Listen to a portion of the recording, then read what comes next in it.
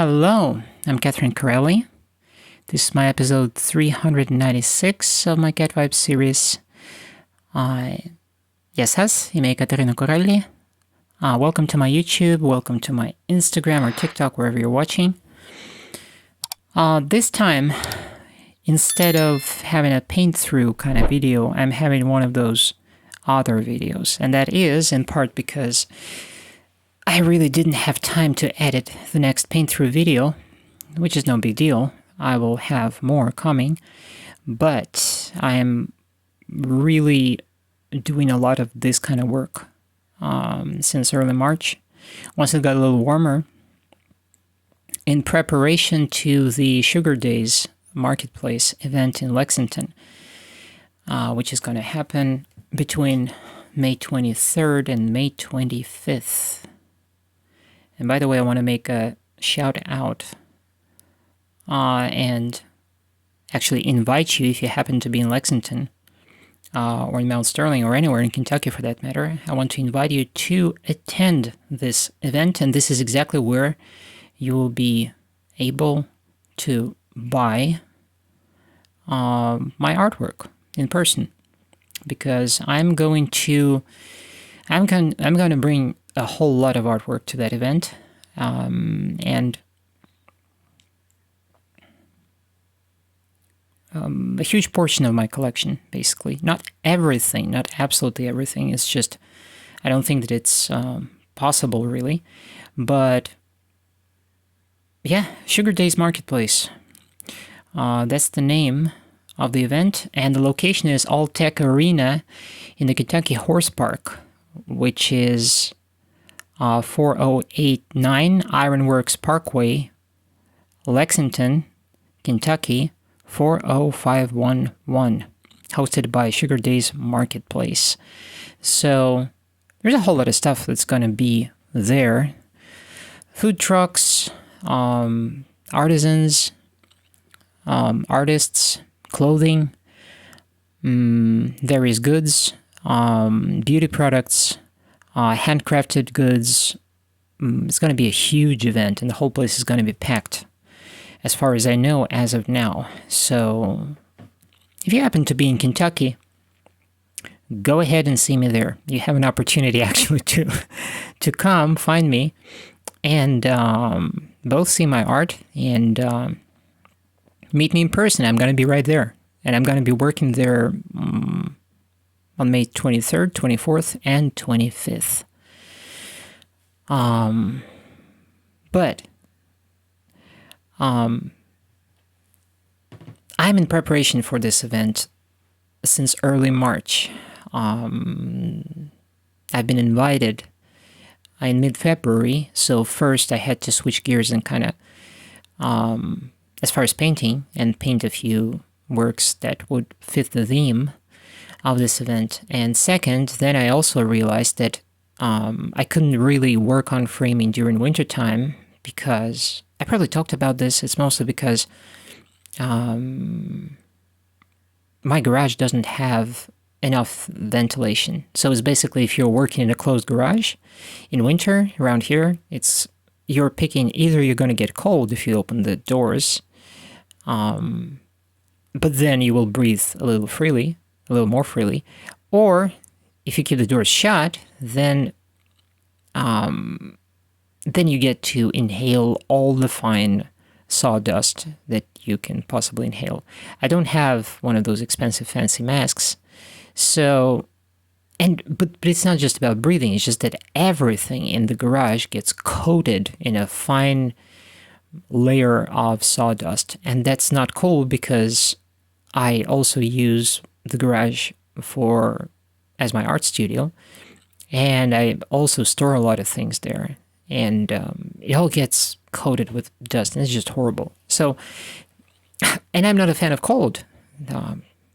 If you've been following me for a while, you would know this. I'm not a fan of cold at all.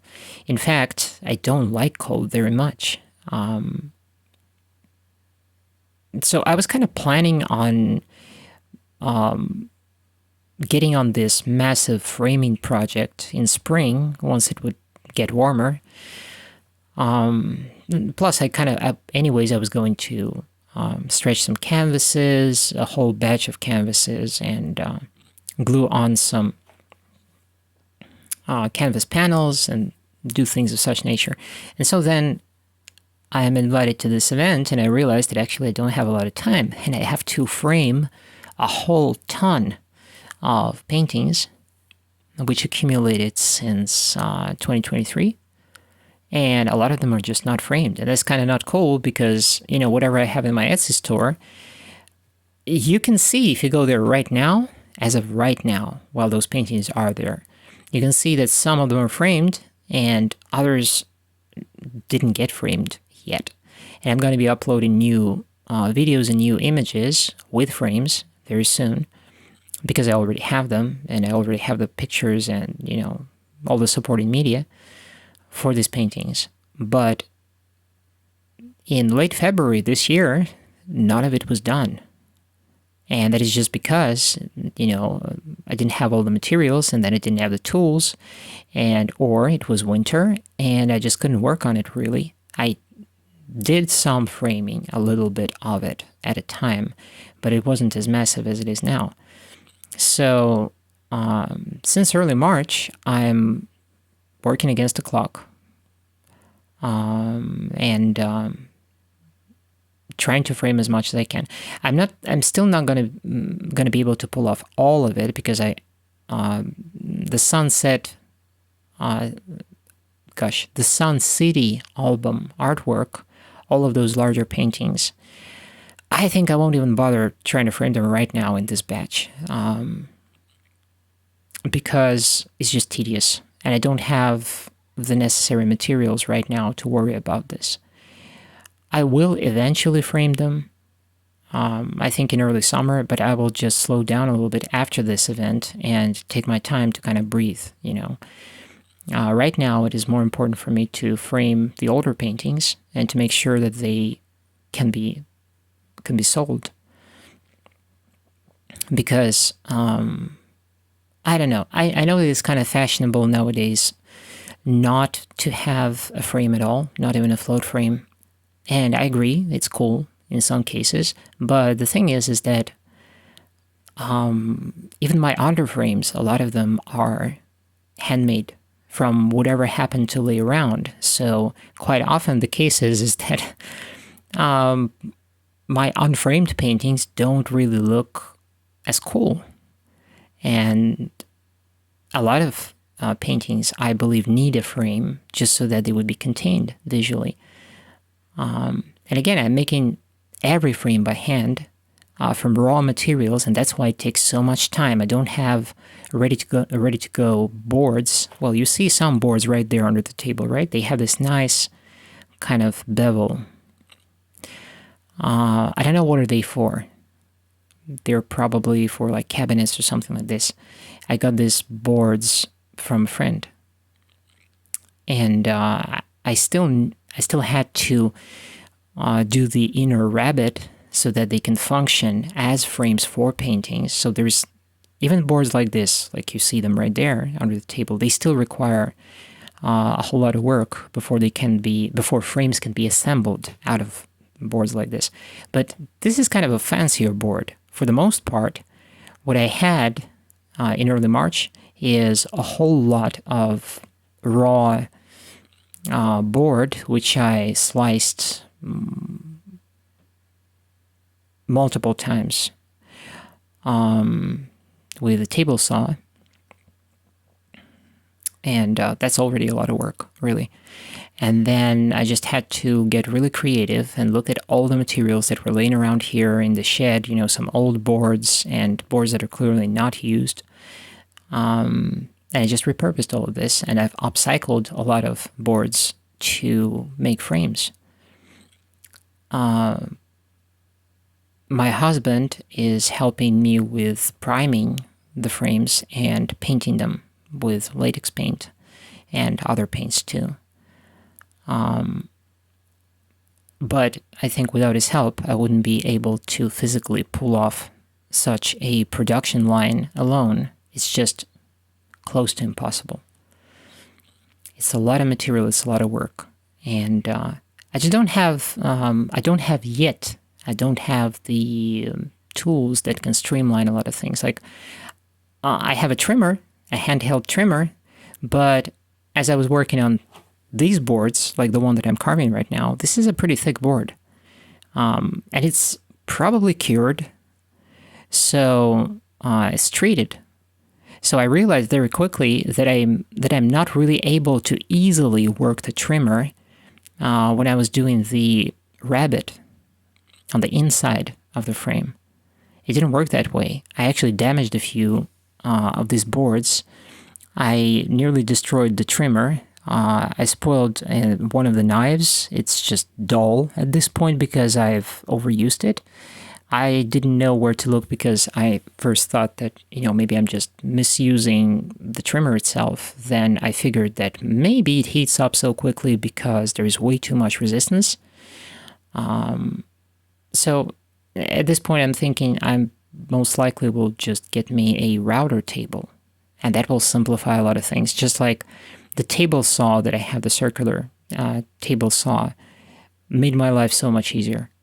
The miter saw that I have by Cobalt, nowadays I'm using it daily for all the miter cuts, and 90-degree straight cuts too. Again, it saves such a lot of time. It makes things so much easier and allows me to work so much faster. So now the next thing I'm looking at is getting me a router table so that whenever I'm working with bigger frames, with thicker boards, I just run a board through the router and I'm good. So I don't have to do it by hand. I don't have to strain my muscles. I don't have to put all that additional tension into my shoulders and neck and back, because doing that with a small little simple trimmer is just insane, So here's the finished cuneiform writing. The whole frame was primed, and then it was painted. I spray painted it with red, with deep red, where the cuneiform is. And then it got painted with gold paint, and the black on the frame, that's black latex paint, basically. Here's the finished painting. It's Sargon of Akkad. King Sargon of Akkad. There we go. And there's the cuneiform writing, and all of this is done with the Dremel tool. And yeah, mostly it's just tedious work with the Dremel tool. There you go. It's imperfect, but it's cuneiform. It's not supposed to have a perfect printed kind of look. So there you go. Handcrafted frame from start to finish. I will update the pictures in my Etsy store very soon, I think, for this painting. And I don't know, if it all of a sudden disappears from my Etsy store, if any of my paintings disappear from my Etsy store, that only means that they were sold at this event. As for now, it is still available, but of course, because you see how much work goes into creating one single frame like this, it costs. So it adds to the cost of shipping, to the cost, to the overall cost of the painting.